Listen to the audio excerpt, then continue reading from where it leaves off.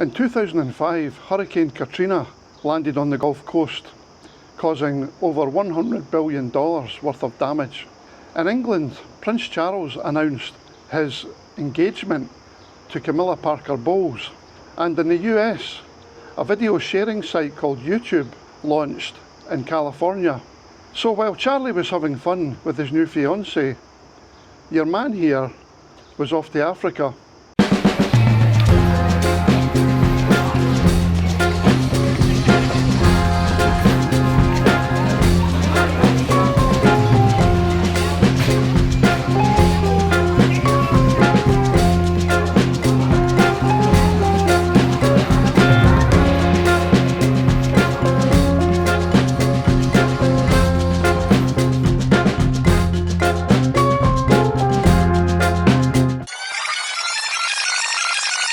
Hang on, sorry. Before we get into Africa, my journey to Nigeria actually started in Paris. So I was working in Paris and had been there for about 18 months. Paris is great, beautiful attractions, nice food, and it's safe. I really didn't want to leave.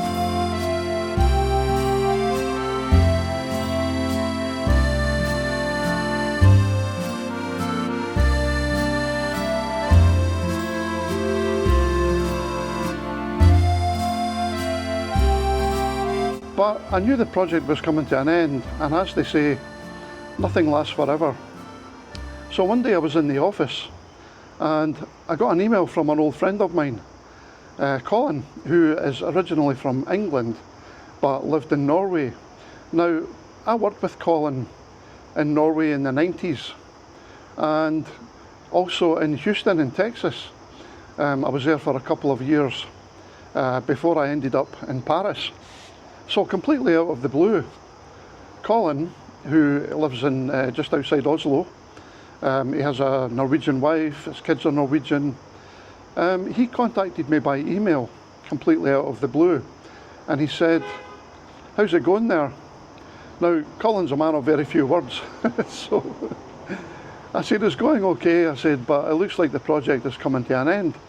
Are you still in Norway?" Now, I thought he was in Norway because his email address was at vetcoable.com, Norwegian company. I knew he was there, and the reply came back, "I'm in Nigeria." So I was a bit shocked to understand what Nigeria was like in 2005. Nobody that I knew had ever been to Nigeria. Nobody worked there that I knew. Now, after 2005, that all changed. But then, in 2005, nobody ventured to Nigeria to work. It was unheard of. Well, certainly in our circle of friends and colleagues that worked in various countries. So after a few emails back and forth, Colin said, "Do you want to come here?" He said, "We need someone to come in, train the locals, and get the job out the door." We had a lot of discussion about it, and we came to an agreement after he spoke to his boss. The contract was agreed, signed, everything was organised. I was going to Nigeria. Now, I knew Nigeria was a dangerous place. I had heard of kidnappings, extortion, scams, but something happened one day that really hit home to me.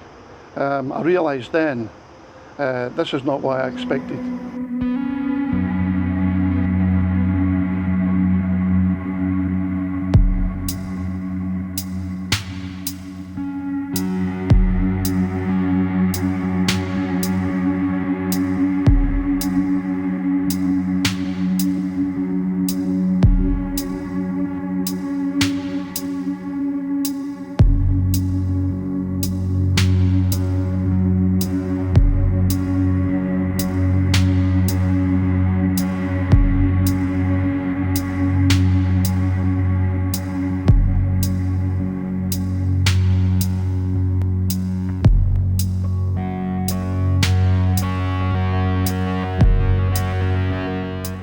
So I flew from Scotland, I think it was Edinburgh, to Paris after going home first, and then Paris to Port Harcourt in Nigeria. That was the place I was going to be working for the next 12 months.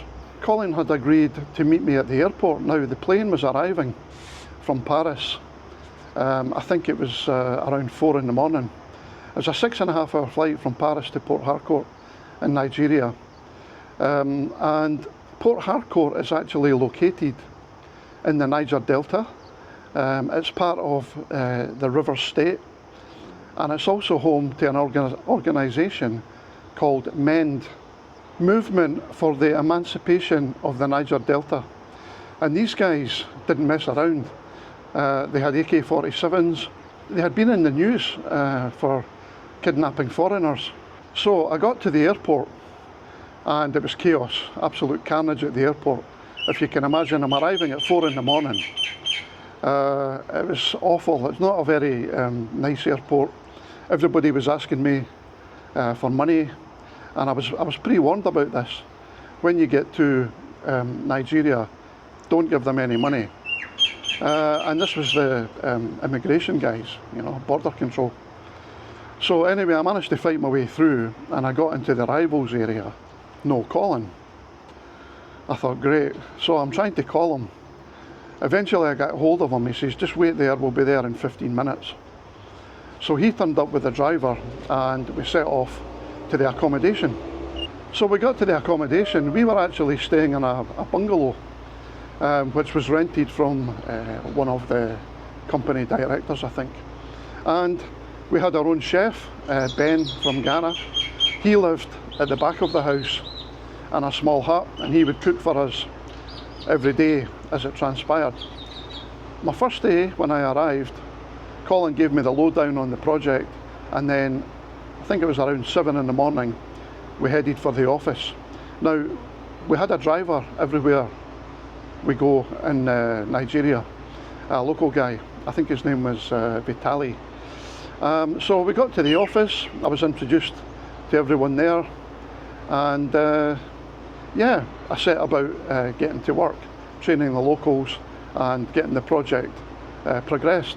One day in the office there was a bit of a commotion, and the local guys had went over to the window and they were looking down at the sort of main road, and there was a bit of a commotion down there with some guys beating on another guy, and right next to that road behind it was the jungle. They started dragging this guy off into the jungle. So we asked the guys in the office what's going on. They said they thought he had broken into one of the cars and they had caught him and they were taking him into the jungle. I don't want to tell you what they told us, but it was shocking. Just a quick one, guys. If you want to hear more of my stories working in the oil and gas industry overseas, I published this book on Amazon in 2022, and the book has more than 20 photographs in it, like this one here. This was actually a riot that happened in the shipyard when I was in Indonesia. Also, if you have a Kindle and you have the Kindle Unlimited membership, it's free. It's always nice to get things for free. It's also free to subscribe to my channel. So let's get back to the video. Cheers. So the months went by, the project was moving along nicely. And then one morning, we were on our way to the office. Vitali was driving. Me and Colin were in the car, in the back seat.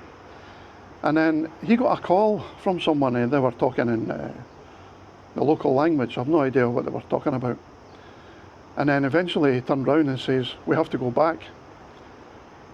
What's going on? He said, the local insurgents, MEND, are coming into town and they're looking for foreigners to kidnap.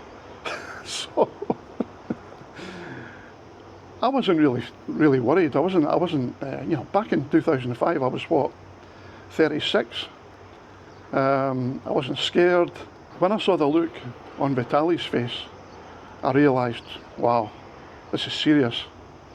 He's scared. So he ended up coming off the main road, and we're going through all these little side streets. Then he's getting a call. He's doing a U-turn. You know, his colleague is telling him, "Don't go up this way, go that way." And the whole time me and Colin are sat in the back seat wondering, are we going to get out of this? So there was a lot of driving, a lot of U-turns, going different ways. Eventually he got us back in one piece. Whew, phew, that was a close shave. We were told to stay in the apartment until further notice. 2 days later, we're still in the apartment. I said to Colin, come on. Sorry, just to rewind. By this time we had moved from the bungalow to an apartment, and it was very close to one of the bars that we drank in called Cheers Bar. I said to Colin, let's go for a beer. I said, it's been 2 days, mate. He said, yeah. He said, I'm going stir crazy as well. So we went down, and outside the apartment there's a big steel gate with a couple of guards, also armed with AK-47s. This is normal. This is before the insurgents came into town. And they said, look sir, it's not safe, you know, have to stay. I said, come on mate, we're right next door. We just literally just walk out here, go to the next block, and we're in to the Cheers Bar. So eventually we got out, and we got through the gate into the area where Cheers Bar was. I couldn't believe it. There was about 10 guys on the door armed with AK-47s, basically protecting the people inside. So that was pretty scary. Anyway, we got in, and we used to drink in Cheers quite a lot because it was right next door once we moved from the bungalow to the apartment. They had a pool table, they had sports on the TV. The bar manager, was a guy from Falkirk in Scotland, which was very unusual to see that. You know, you meet guys in the oil and gas business in various countries, but to meet a bar manager, a foreign bar manager from your country, working in Africa, was very surreal. Anyway, we used to play pool with the local guys. They were all good, but they did not like losing, because we always played for money. Not a lot of money, but money, and that money was probably a lot to them. They were happy to take our money, but whenever we won, it was a different story. So after about 5 months in Nigeria, you know, we started playing golf. They had a golf course in Port Harcourt. The problem was they didn't have any greens. They called them browns. What they did was they would take a piece of turf out, like a square, and they would roll it so it was very flat. So it was a bit of a lottery, you know. You had to try and pot the ball on this mud levelled out area. Anyway, I felt like Nick Faldo. If you don't know who Nick Faldo is, he was a very famous English golfer. Because anytime we played golf, you'd have all the young kids running up to you trying to sell you golf balls they had found in the woods, following you along the golf course, and walking up the 18th fairway. We had about 20 or 30 kids chasing after us. Very surreal. Anyway, after about, I think it was 6 months, we got some bad news. The company had decided to pull the plug on the project and send it back to Norway. You know, we only had a matter of weeks. And what happened was, you know, one of the bars we used to drink in was a bar called Goodfellas. There was about 6 or 7 bars that we drank in regularly. Goodfellas was always full of expats, and yeah, it was a nice bar. Not as good as Cheers, but yeah, it was a nice wee change.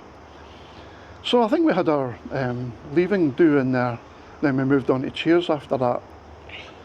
I'll tell you something, guys. Getting on that plane when I finally left Nigeria after 6 months, it was like a weight coming off my shoulders. The whole time I was there, I was on edge. You know, there was nothing to do except play golf on a Sunday, drink in the bars. And the reason I decided to make this video, this story is actually in my book as well, but that and a few other stories in different countries. The reason I decided to make the video was because of something and everything that happened a few months after I got back to the UK. The bar we used to drink in, Goodfellas, was ambushed by the Mend insurgents one night in Port Harcourt, and they kidnapped about 5 or 6 foreigners, including 2 Brits. And these were some of the headlines.